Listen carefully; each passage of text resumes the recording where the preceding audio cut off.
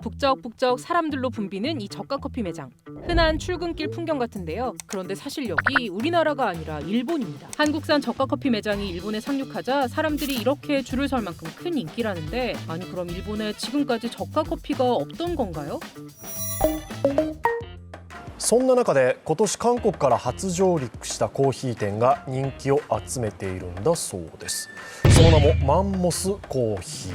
우리나라에선 메머드 커피로 잘 알려진 저가 커피 브랜드죠. 지난해 일본에 처음 진출했는데 대용량 커피가 큰 화제가 되면서 뉴스에까지 등장했습니다. 思った以上に大きくて驚いてますね。飲みきれるかなっていう。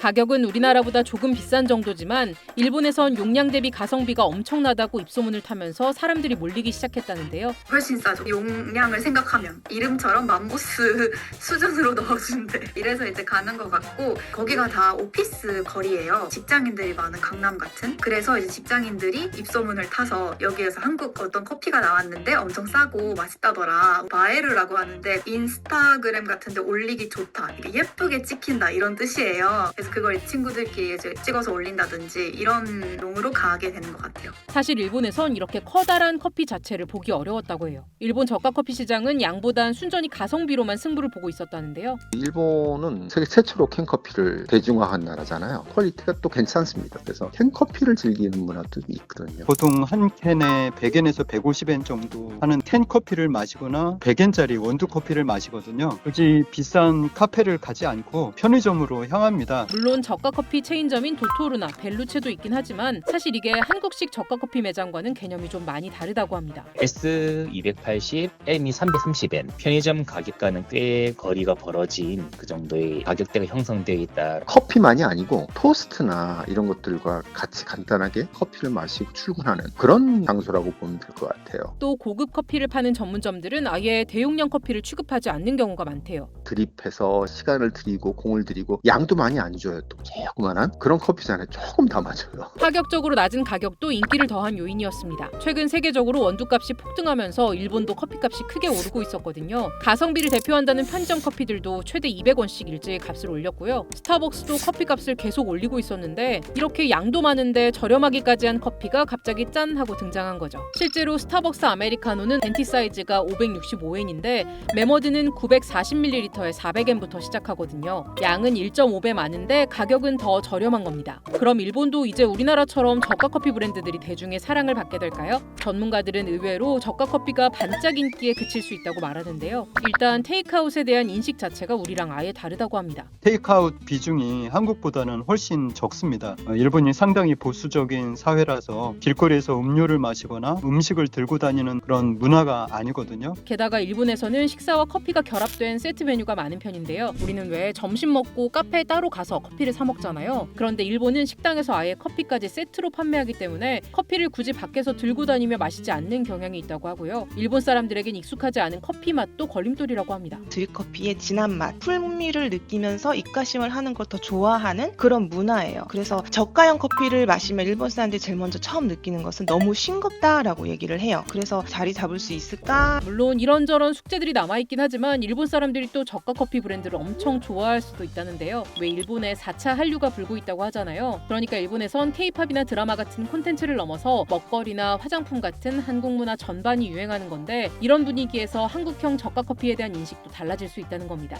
드라마, 영화 등에서 한국식 아메리카노가 굉장히 많이 등장을 하게 되고, 그래서 일본 사람들이 한국에 여행을 오면은 꼭 이제 즐기는 것 중에 하나가 시쿠 아메리카노거든요. 그러한 부분에서 이 저가 커피가 반향을 얻어서 성장의 기초가 될 수 있다는. 긍정적인 면도 있는 게, 일본 젊은 사람들 사이에서는 계속 오랫동안 커피를 마시고 싶어하고 들고 다니는 것도 그렇게 뭐 얘가 나쁘진 않을 거야 라고 이제 생각하는 젊은 층들이 이제 한국의 그 싱거운 맛을 선호하는 층으로 변할 수 있는가, 그 여부에 따라서 한국의 저가 커피가 장기적으로 인기를 끌 수 있을지 없을지 여부가 판단이 될 것 같습니다. 오픈 1년 만에 하루 1,400잔이나 팔려나간다는 1호점. 현재 3개만 운영 중인 매장을 올해 안에 15개까지 늘릴 거라는데요. 일본계 사모펀드의 인수 소식까지 더해지며 일본 내 성장에 모두의 눈과 귀가 모이는 상황. 저렴한 가격에 넉넉한 대용량, 여기에 한국식 테이크아웃 문화를 내세운 한국형 저가 커피는 잠깐의 유행으로 끝나게 될까요? 아니면 새로운 소비 문화로 자리 잡게 될까요?